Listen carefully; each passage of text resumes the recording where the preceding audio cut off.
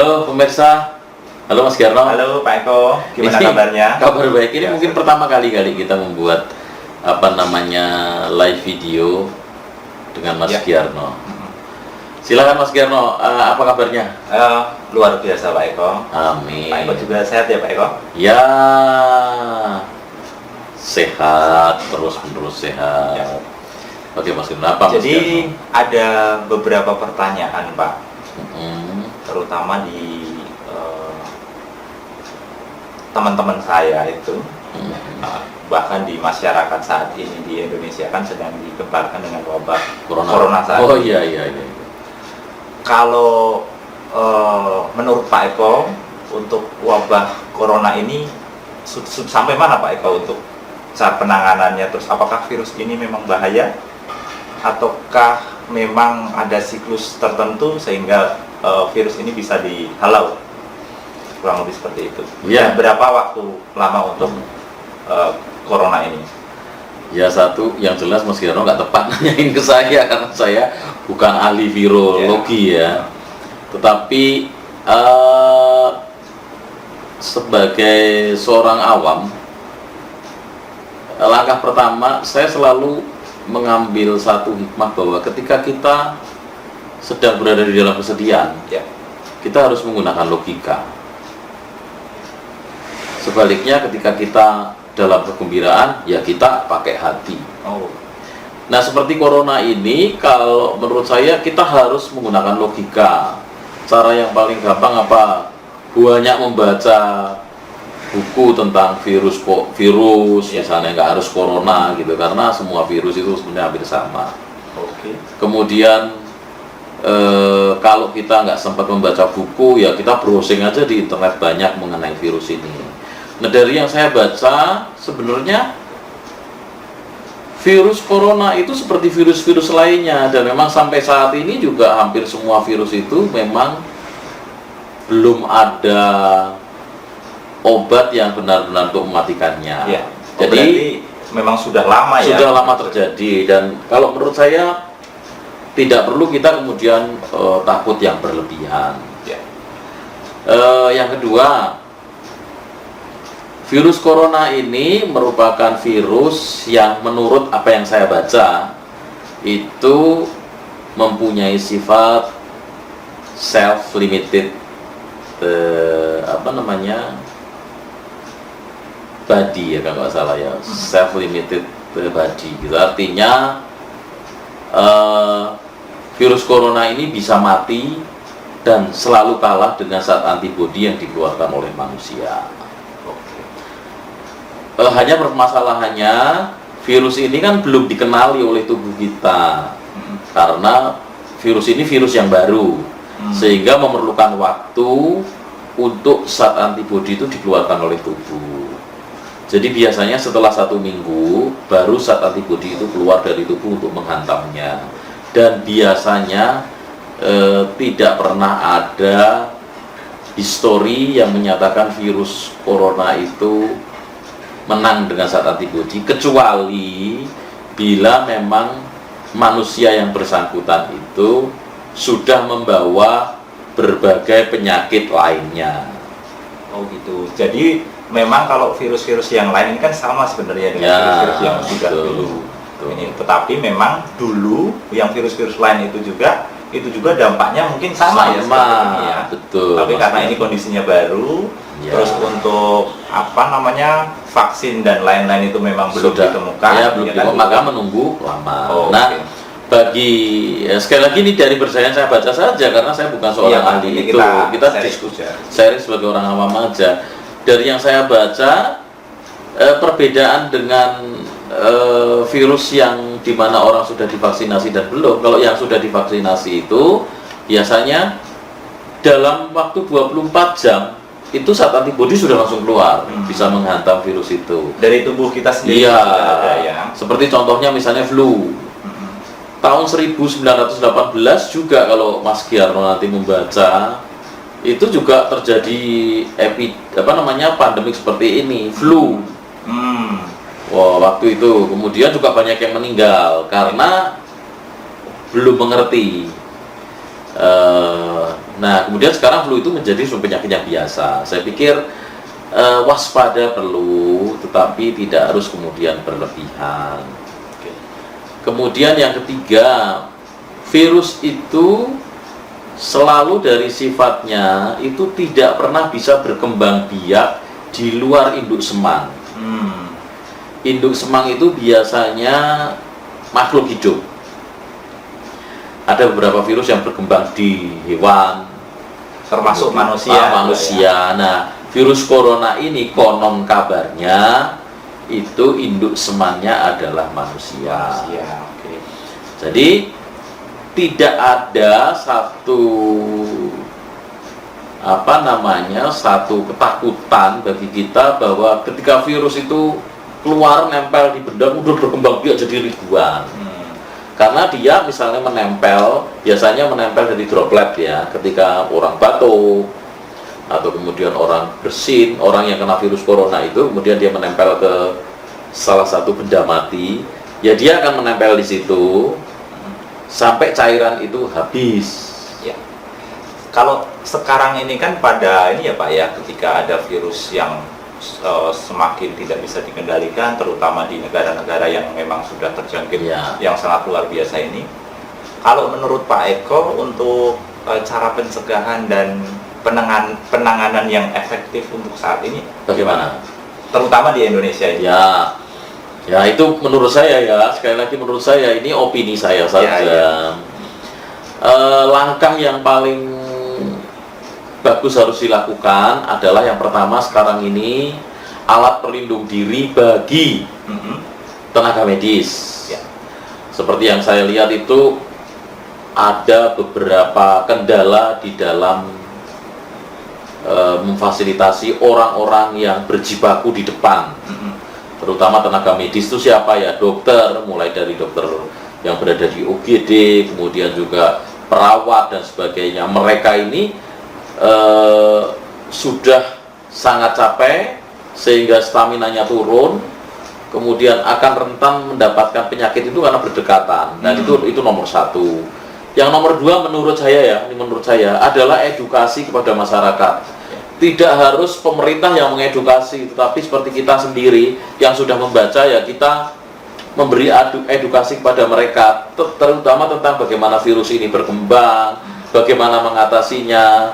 Karena sebenarnya mengatasinya yang paling mudah, bagaimana etika ketika batuk misalnya, supaya tidak kemudian menularkannya kepada orang, bagaimana dia harus bercuci tangan. Nah, menurut saya seandainya Mas Jarno, seandainya sudah sejak lama pemerintah Indonesia itu mempersiapkan edukasi semacam ini, mungkin tidak akan besar perkembangannya. Sekarang ini kan ada satu informasi yang sering disampaikan bahwa Jakarta paling banyak. Tetapi itu menurut saya ada dua hal. Hal yang pertama, karena di kota-kota lain itu belum ada yang rumah sakit yang memang secara spesifik bisa mengukur seperti ini. Sehingga mungkin banyak saja. Contohnya seperti Tegal, itu kan banyak penduduk penduduk Tegal yang juga bekerja di Jakarta. Mungkin dia pulang kan nggak pernah terkontrol, karena di sana mungkin tidak terlalu banyak fasilitas untuk memeriksa itu, ya jadi nggak ketahuan. Ya. Tapi kalau kita lihat Pak, kalau menurut saya juga ya, kalau untuk kemarin itu kan ada pemerintah itu mengambil sikap untuk meliburkan. Apa justru dengan meliburkan itu, ketika yang tadi Pak Eko bilang tentang edukasi ke masyarakat itu, seharusnya kan libur itu digunakan itu untuk isolasi di rumah gitu kan. Ya, betul. Tapi cenderung mereka, kalau saya lihat itu di media-media juga kan, dia ada juga yang memberitakan bahwa mereka itu justru malah keluar daerah, pulang kampung ataupun liburan ke puncak itu waktu itu padat sekali. Apakah seperti itu juga bisa ini Pak? Kalau untuk pemerintah itu pas atau enggak, atau tentang edukasi yang Pak Eko bilang tadi? Agak susah ya menjawab. Kan gini, hal yang terpenting menurut saya pemerintah ini menjaga supaya tidak terjadi kepanikan. Yang kedua, media itu terus terang menurut saya sangat tidak adil ya di dalam memberitakan berita-berita. Lebih banyak diberitakan hal-hal yang mengerikan gitu. Tidak juga mensupport untuk menenangkan. Nah, mungkin maksud pemerintah ini memutus mata rantai. Tetapi edukasinya nggak. Nah, hanya tidak disertai dengan edukasi yang benar ketika kebijakan itu disampaikan. Ya. Jadi sebenarnya kebijakan itu disampaikan harusnya, tapi ini berkata harus, saya juga nggak kemudian menyalahkan semua orang ya, tapi ini sudah terjadi, mau apa lagi. Tetapi sebetulnya harusnya ketika kebijakan itu disampaikan, kebijakan lockdown atau kebijakan apapun, itu disertai dengan edukasi. Menurut saya yang paling penting sekarang adalah edukasi. Edukasi ya. Edukasi yang sampai misalnya contohnya Mas Giarno, ada orang yang sampai nggak berani pesan makanan, padahal makanan itu sendiri kan tidak kemudian menularkan virus corona, ya kan, nggak seperti itu. Yang menularkan virus corona kan manusia ke manusia. Jadi tapi semacam itu yang bertanggung jawab siapa? Tidak harus pejabat, saya kira kita yang tahu kita sampaikan gitu. Kemudian juga kebijakan untuk kemudian menjaga jarak. Seperti kita ini sebenarnya udah salah, kita nggak menjaga jarak, jaraknya deket banget ini, menjaga jarak. Nah seperti itu sebetulnya yang menurut saya yang perlu disampaikan kepada orang-orang. Bagaimana cara batuk, misalnya batuk supaya dia tidak mengganggu. Kalau saya sebetulnya lebih berpikir bagaimana orang-orang ini saling bantu-membantu antara satu dengan yang lain. Saat ini adalah saat orang di mana orang yang kaya membantu yang miskin, orang yang susah membantu yang sedih gitu. Tidak kemudian justru menjadi dimanfaatkan secara politis gitu, kesana kemari. Itu kalau menurut saya tidak sangat bijak menurut saya, karena ini kan sama dengan perang ya, perang melawan kita bersama. menghadapi musuh yang sama gitu. Tidak ada kata tidak mungkin di dalam konteks penularan virus ini. Kita sudah benar bahwa kita sekarang tidak terlalu banyak berhubungan dengan orang misalnya. Nah, kemudian mendorong juga untuk terus berjalan bagaimanapun juga dengan cara apapun gitu ya. Belajar bisa dilakukan secara jauh. Sebetulnya menurut saya tidak saatnya untuk kemudian kita menyalahkan siapapun gitu. Karena ini mendunia, bahkan Amerika global, global, negara pun kayaknya mengalami. Betul, Mas Giarno. Nah, misalnya ada orang yang sekarang ini kayaknya Tegal mulai ditutup, misalnya gitu. Ya soalnya apa? Kalau nggak ditutup ya nanti orang pada balik Tegal. Iya. Sama saja, gitu. Seperti itu, Mas Giarno. Ya.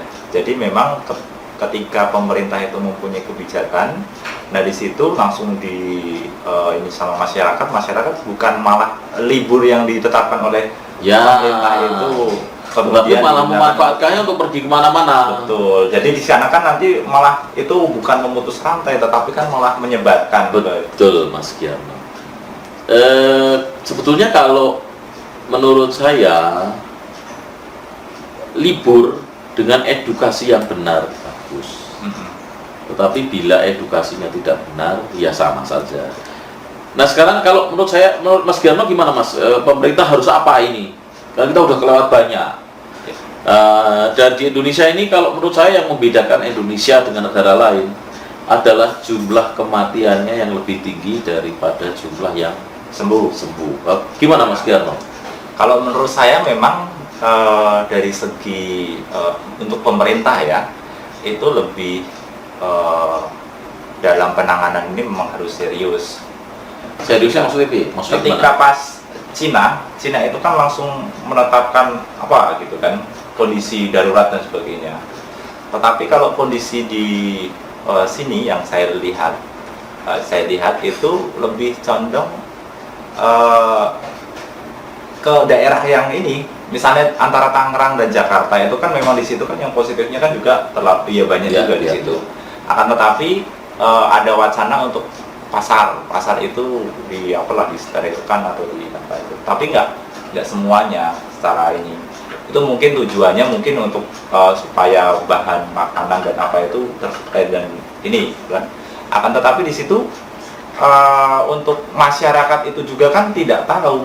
Yang penting adalah edukasi tadi yang Pak Eko bilang itu yang sangat penting sekali. Ya edukasi itu tentang media atau tentang penjelasan-penjelasan yang harus rakyat ini harus tahu secara detail sehingga mereka tidak cari informasi-informasi sendiri. Apalagi di sana banyak sekali yang orang pembuat berita-berita bohong itu yang sebenarnya makin memperpanik keadaan ini.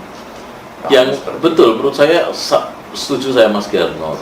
Sekarang ini yang justru menurut saya yang paling membahayakan adalah banyak orang yang berusaha untuk mengedukasi, tetapi dirinya belum banyak pengetahuan tentang apa yang perlu diedukasi. Itu yang menjadi masalah. Yang kedua, media yang senantiasa memanfaatkan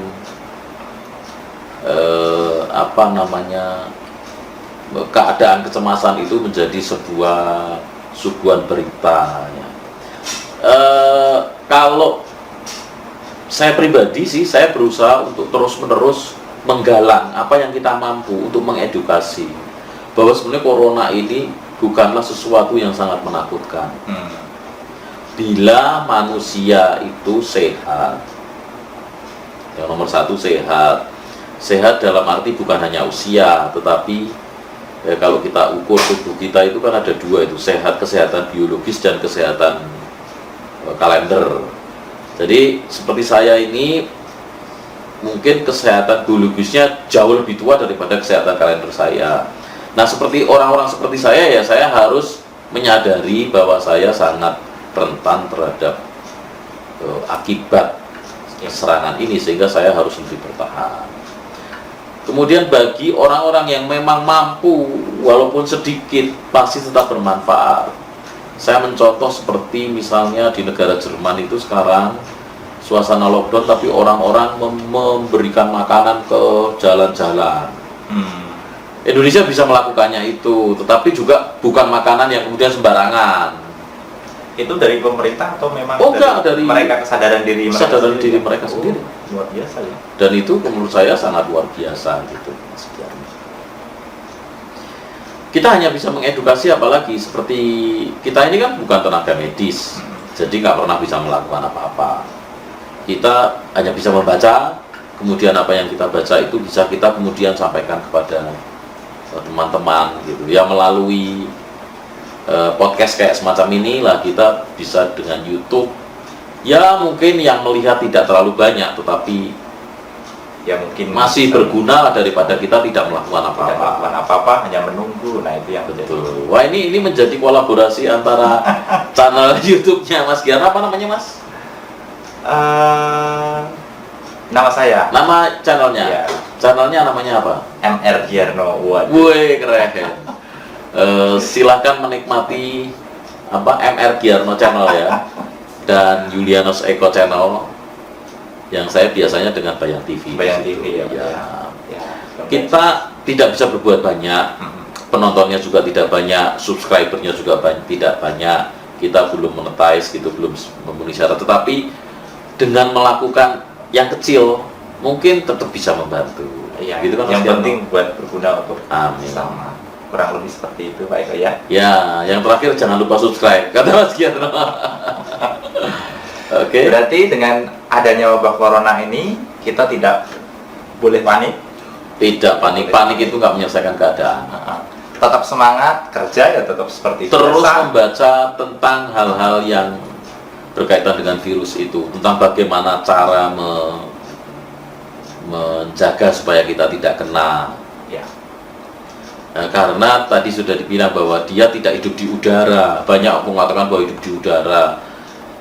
Bisa hidup di udara dalam waktu tertentu tetapi tidak berkembang biak.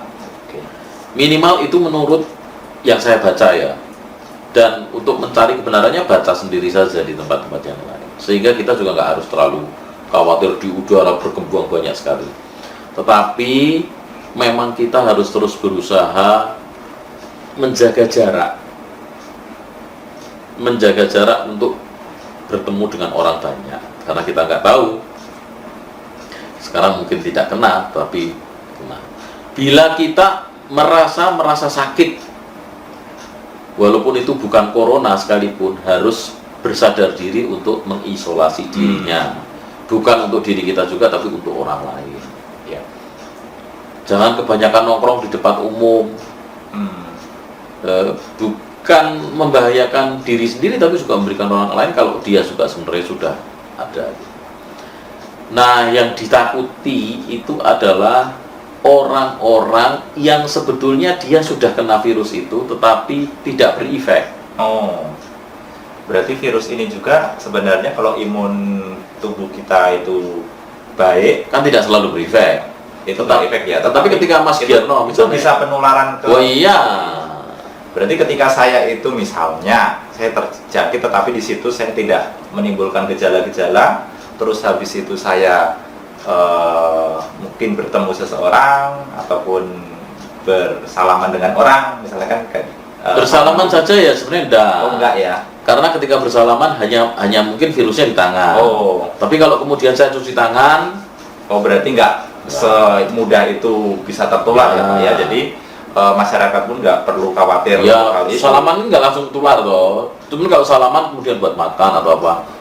Nah, Soalnya selama ini banyak juga yang berkembang, ya nggak tahu ya seperti apa kok bisa kalau salaman atau apa itu harus dirubah, terus gimana supaya penularan itu tidak lebih meluas. Saya sih tidak menyalahkan tidak bersalaman mengganti salaman yang lain itu oke ya. Tetapi bukan berarti salaman itu praktis kemudian menjangkiti. Tapi karena kemungkinan besar tangan ini kita pakai untuk memasukkan benda-benda ya ke dalam mulut kita, itu yang menjadi masalah. Oke.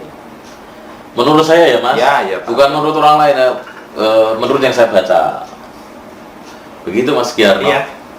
Oke, Pak Eko, terima kasih sekali lagi. Ya, terima kasih Semoga teman-teman. Ya, mudah-mudahan apa yang kita sampaikan bermanfaat. Dadah. bermanfaat.